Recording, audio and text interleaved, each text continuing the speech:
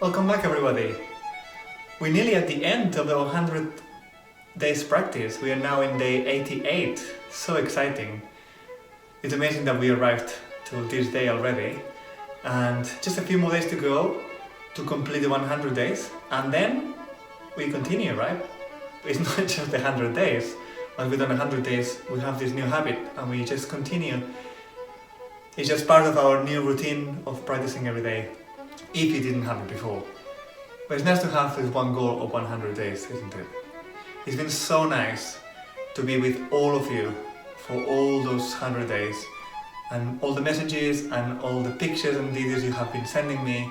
Thank you. It feels like a big community that we're all part of. It's been amazing to just be part of all this and all the positive energy that is coming through all this, especially in these difficult times, being confined or being completely back to our normality. So it's good to now have this new habit that we can bring back into our lives as it eases back to more or less what it used to be before. And with that in mind, I just wanted to make sure that you find some people to support you. You've been doing your practice for 100 days. Now, we're gonna ask people you know, friends, family, anybody you like, anybody you know, ask them to donate for this amazing project. Ask them to support you with this fundraising program, because the more money we get for this program, the more teachers we can get for more children like you who have been practicing. So ask your parents, ask your friends, tell them how they can help you support this amazing fundraising program. Give a child a teacher. So today I wanted to touch on one of the main aspects, one of the cornerstones of the Suzuki method, which is listening. Listening is one of the most important parts of Suzuki method. Many times we forget about listening. We think about practicing and we think about how to do our best practicing or to do it daily, listening to the teacher what they do at home, all this hard work, which is amazing. But listening is so much more than just enjoying the music in your recording. Listening can provide you a much quicker way of learning the pieces than you realize. In fact, the people I know, pupils and other teachers have told me so many times, the children who listen to the recordings, they learn so much quicker and so much better. And the reason is, for the principle of listening that Suzuki gave us, it was a revolutionary idea 100 years ago, or even more than 100 years ago. When he was born, nobody was thinking about listening. But he came out with this idea of the mother tongue method. And in the mother tongue method, we learn by listening to our parents. We listen to our environment, that they speak the language that you are going to speak. And by listening to all those words daily, constantly, and you're surrounded by the sounds that you're going to produce later. And it's the same principle that he put into the Suzuki method. He thought, well, if we learn to speak our mother tongue, like a bird learns to sing from the parents, in the same way we can learn anything. And especially we can learn music, which was what he was doing, teaching violin. So if we listen to great recordings, of the pieces that we're going to learn. And we hear it all the time, we have it in our environment. That will give us a chance, a much better chance, to learn those pieces in a really, really good way. And it's not about imitating. There's a misconception sometimes we have about Suzuki method. It's not imitation of what we hear. It's getting all that knowledge, all that sound into our system, and then we bring it out in our own way. And this can be for Suzuki method in early stages, or it can be after Suzuki method, when you finished with the Suzuki method and you are going beyond it. I'm still listening all the time to recordings. Things that I would like to learn, I listen to it if I can. If it's new music and there's no recording of it, of course I won't be able to hear it, but I might listen to related music, like by the same composer, just to get an idea of what it sounds like, that music. So that kind of integration into our system is really, really important.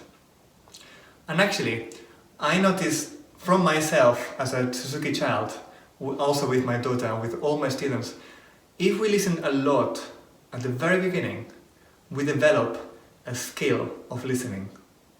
Our listening skills are so much better that we can learn much quicker later on. So nowadays, I can hear something once or twice, and I haven't completely memorized it, but it's really into my system a lot quicker than someone who hasn't had that skill through their lives built in. So, how do we listen to the recordings? How do we listen to the Suzuki recording, to any recordings? There are many ways. The first one, and I think the most important, is, like I said, having it in the environment. We learn by listening to the environment. So we don't have to sit down and listen. We can just put it in the background. We put it in the background and it's just part of our daily lives. We just need to remember to put the CD on or the recording on, whatever device you have now. Just put play and let it go through the pieces that you're going to learn, or the pieces you're going to learn. It's better to listen to them in advance, so by the time you get there, you already have listened loads of times. You also create that motivation to learn the new piece, to learn the new technique, to wanting to play like that other person that is playing with a beautiful tone. Another question I many times have is, how much should we listen? Is once a week enough? Is it once a day? Or as many times as possible? Thing is, always go back to the principle, where is this coming from? It's coming from a mother tongue method. How much did you listen, or are you listening to your own language every day? Especially when you're a child, how many times do you hear the same words being spoken to you? Think about how many times a child is being bombarded by the same sounds. And that's the same principle we want with learning anything, with learning music. So, as much as you can. And like we said, with this passive listening, we just have it in the background, we just put it on and have it in a loop. Nowadays, we have technologies helping us so much. We can just put it on, leave it in a loop, and all day long, people put it before they're going to sleep, and it goes through their brain while they're falling asleep. And then, of course, you can also sit down and actively listen to whatever piece you're learning of the next few pieces coming up. And that will also provide you a way to concentrate and listen for fine details. Because by deep listening, we can get better intonation, we can get an amazing tone, we can get, our memory is going to increase a lot. And also, we're not going to make as many mistakes when we learn a new piece, because when we play through it, we are constantly checking with our memory of the sound. Oh, that's not how it sounded in the recording, so there must be something wrong in there. We're also providing a way to motivate and learn new techniques, because we hear how the new pieces are going to be, and it's like, oh, how do I work that out? Let me try it out. Or it could just be something like maybe the review is going to be a lot better because we keep listening to the same pieces over and over and we will remember better. And when we go review, it's like, oh, it's like playing in our head. So the other thing is, when we listen to the CD, we're not just learning the notes. We're also learning the slurs and the way to play it, the dynamics, the phrasing, the musicality, the tone colors. There's just so many things that are inside those amazing recordings. Don't underestimate the recordings. There's so much in it that is important for us to learn. And now, for example, on the violin, we have the new recordings by Hilary Hahn, and those recordings are such a good quality. So the idea of learning a piece without listening is the same idea as trying to do a drawing of something we have never seen in our lives. So imagine a person who's never been near the seaside and they've never seen any images of it, or a child who's never been there, and you ask them to draw the sea, or to draw a whale they've never seen anywhere, or an animal they have never heard of. How are they going to be able to draw something that they've never seen before? You can explain it. You can say, well, it's round and it has a tail, or it has a fin, or it has a couple of eyes and a mouth. And you will be quite surprised the kind of things that come out. I mean, it will be quite interesting pictures coming out. Very creative, I'm sure. But it's not going to look like a real whale or a real animal that we know how they look.